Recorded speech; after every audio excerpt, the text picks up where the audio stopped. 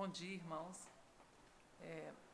Mais um domingo, né? Nós estamos aqui e agradecemos ao Senhor pela noite que se passou, por esta manhã e de podermos estarmos juntos, mesmo estando longe, né? E eu gostaria de compartilhar com vocês o texto de 1 Samuel, capítulo 17, o verso 24, alguns versículos aqui, né? Quando os israelitas viram o homem, todos fugiram cheios de medo. Os israelitas diziam entre si: Vocês viram aquele homem? Ele veio desafiar Israel. O rei dará grandes riquezas a quem o vencer, e também lhe dará a sua filha em casamento e isentará de impostos em Israel a família de seu pai. Davi perguntou aos soldados que estavam ao seu lado: O que receberá o homem que matar esse filisteu e salvar a honra de Israel? Quem é esse filisteu incircunciso para desafiar o exército de Deus vivo? Nós conhecemos bem a história de Davi, né? Desde a nossa infância, a gente sempre ouve as histórias de Davi.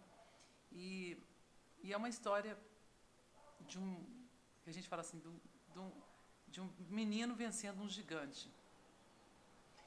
E Davi, ele chega ali naquele campo onde estava acontecendo as guerras, com uma ideia totalmente diferente de Saul e do exército.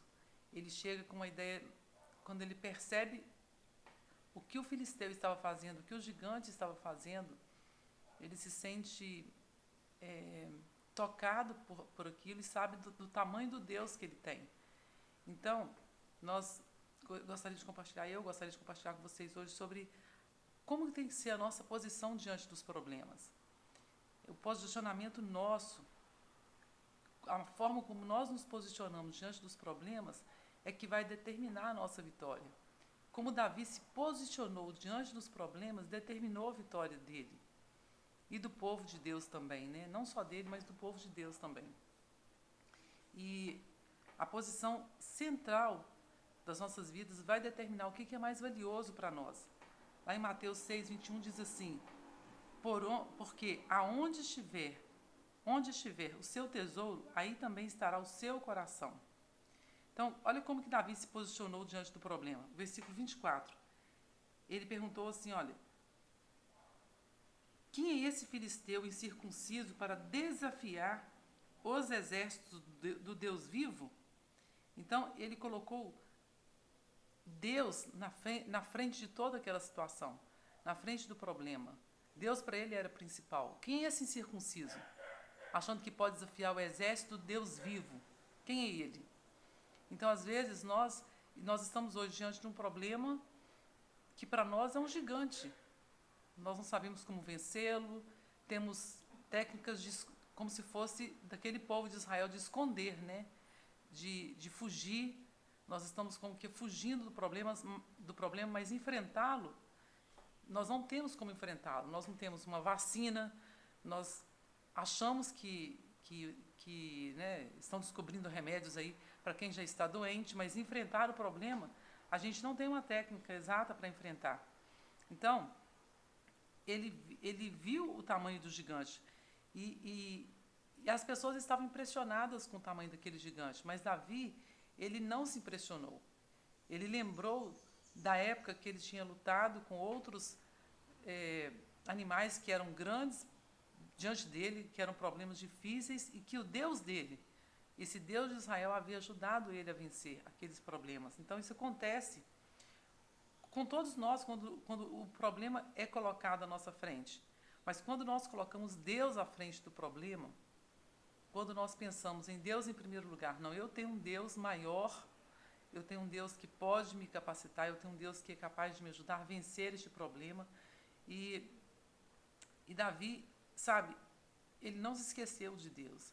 Saul, ele havia prometido assim riquezas, ele havia prometido dar até a própria filha dele em casamento para quem vencesse o gigante. Não importando, se imagina você dar a sua filha para alguém que você nem sabe quem é, se ela vai gostar ou não, mas se ele vencesse o gigante, a filha dele seria a esposa de quem vencesse o gigante. Mas ninguém queria enfrentar. Ninguém estava disposto a enfrentar aquele gigante, né, o inimigo. Então, sabe, O orgulho, o orgulho é uma das características de Satanás que ele tenta implantar no nosso coração. E orgulho faz você imaginar que não é capaz de enfrentar, de ser, porque você pensa que vai ser humilhado, você pensa que vai ser derrotado.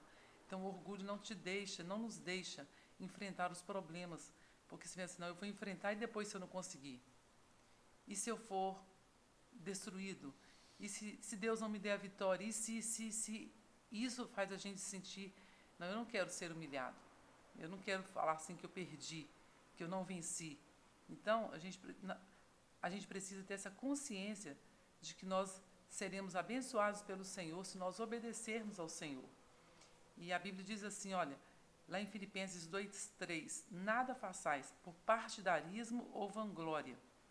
Então, quando a gente coloca o nosso eu no centro, a gente vê que a gente está confiando na nossa própria capacidade e não na capacidade de Deus. Davi foi tentado a ser motivado pela força dele, ou pelo orgulho dele. Eles tentaram vestir uma armadura que não era dele, que não servia nele, que não fazia parte de uma estratégia de combate dele. E ele vestiu e ele não conseguiu nem andar. Então, assim, ele tirou aquilo ali, ele preferiu usar as armas que lhe eram comuns, que foi as pedras, né, que foi a sua funda, e ele foi lutar com aquilo que ele tinha. E hoje nós temos nas nossas mãos uma arma que nós estamos usando como igreja. Nós estamos neste relógio de oração e essa é uma arma muito importante que nós temos para usar contra esse inimigo que se levantou contra nós, que se levantou contra o povo de Deus, contra as nações, e nós sabemos que nós não podemos confiar no homem. O homem promete muitas coisas, o homem tenta muitas coisas, mas a nossa confiança tem que estar no Senhor, né? Em Jeremias 17:5 diz assim, maldito o homem que confia no homem e faz a sua carne o seu braço forte, né? Nós não podemos confiar na nossa força, na força do homem, mas nós temos que confiar no Senhor, aquele que nos dá a vitória, aquele que nos dá, nos concede mesmo a sabedoria para vencermos todas as tribulações que têm chegado até nós. No versículo 45, lá, bem mais à frente, o versículo 45 diz assim, Davi, porém, disse ao filisteu, você vem contra mim com espada, com lança e com dardos, mas eu vou contra você em nome do Senhor dos Exércitos, o Deus dos Exércitos de Israel, a quem você desafiou. Então, Davi, a posição dele foi colocar Deus no controle. Falou assim, olha, você vem contra mim com espadas e lanças, mas eu vou contra você em nome do Senhor dos Exércitos. Ele colocou totalmente à disposição do Senhor, né? Ele colocou o Senhor à frente realmente do problema dele. Ele usou todas as lembranças que ele tinha de ter enfrentado ursos, de ter enfrentado o leão, e de ver que Deus tinha dado vitória naquelas situações e que Deus daria vitória agora também para ele. Ele cria nessa vitória que ele teria. E essa tem que ser a nossa convicção. Eu vou contra você em nome do Senhor dos Exércitos. Sabe, nós não temos poderes nenhum contra essa enfermidade que se levantou no mundo todo. De nós mesmos, não. Mas nós sabemos que nós temos um Deus capaz. E quando nós orarmos, e quando você estiver orando, quando eu estiver orando, né, nós colocamos lá aqueles propósitos. Primeiro foi para a família, para a igreja local, para os pastores, para as igrejas do nosso Brasil, para as igrejas do mundo. Também colocamos o propósito dos governos, que Deus nos dê governos não corruptos, né? Governos que realmente se importem com cada um de nós. E nós temos visto, irmãos, aí essa briga no Congresso, a dificuldade do presidente de governar, a dificuldade de um fala uma coisa, outro fala outra, prefeito fala uma coisa, governador fala outra, cada um tentando disputar o poder de uma certa forma, na hora que em uma hora que as pessoas teriam que se juntar e ver o que é melhor. Mas nós temos também a necessidade do povo de trabalhar, e aí é muito difícil realmente governar numa situação dessa, Por isso nós precisamos de pedir que Deus esteja capacitando os nossos governantes, capacitando as nossas autoridades para tomar decisões certas. Sabe, com Deus nós vamos vencer.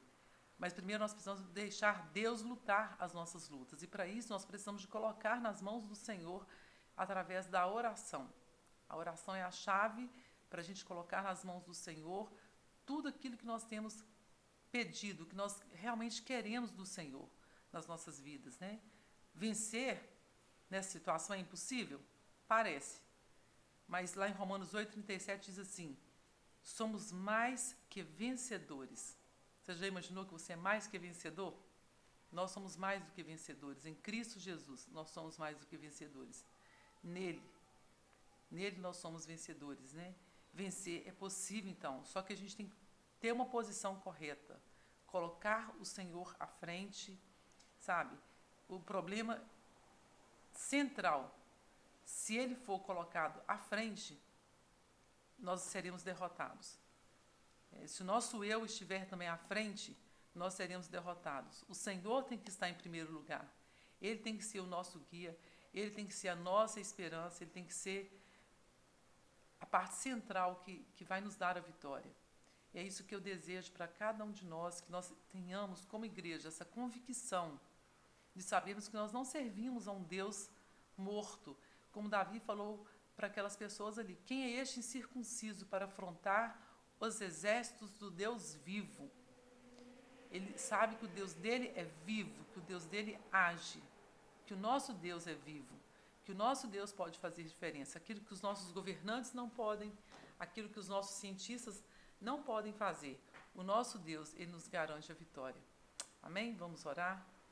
Pai, nós te agradecemos por esta manhã tão gostosa diante do Senhor, Pai, onde nós podemos parar e ver o agir do Senhor através da Tua palavra. Como diz em Romanos, tudo que foi escrito para o nosso proveito, Senhor, para nós tirarmos proveito disso e entendermos o que o Senhor quer falar conosco. Nos ajude a sermos como Davi, a vermos o Senhor como o grande general, o grande estrategista, aquele que vence as nossas batalhas. E essa batalha, por maior que seja, Senhor, é apenas mais uma para o Senhor, que o Senhor, da forma como ela veio, o Senhor pode dissipá-la. Como o Senhor expulsou do Egito, quando Moisés clamava ao Senhor, o Senhor expulsou do Egito cada uma daquelas pragas que vieram, o Senhor tirava do Egito, Pai.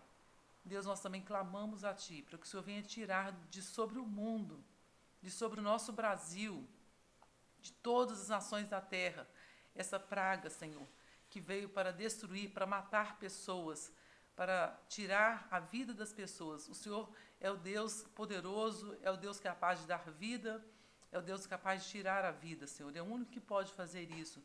E nós repreendemos esta enfermidade e pedimos que a graça do Senhor, Deus, esteja dando forças para que nós coloquemos a nossa vida em dia com o Senhor. Sabemos que a espada do Senhor sobre o Teu povo. Muitas pessoas estão, neste momento, colocando as suas vidas em ordem, colocando o seu altar em ordem. Deus, e nós pedimos que o Senhor esteja dando graça a cada um, Senhor, para viver uma vida diária, constante diante do Senhor, porque nós somos o templo do Teu Espírito Santo, e o Senhor habita em nós. E como igreja, Pai, nós que estamos reunidos em todos os lugares, através de videoconferência, através de sermos realmente um corpo, onde nós nos comunicamos, nós sabemos que o Senhor é poderoso para nos dar muito mais do que nós temos pedido ou pensado. Abençoe cada irmão com toda sorte de bênção. Abençoe as suas famílias, abençoe aqueles que estão doentes, aqueles que estão passando por necessidades, Senhor, que nós possamos poder realmente socorrê-los, que nós possamos ter essa sensibilidade como igreja, de estar prontos para ajudar os nossos irmãos. Deus, em nome de Jesus, abençoe as nossas autoridades e nos abençoe em nome do Senhor Jesus. Amém.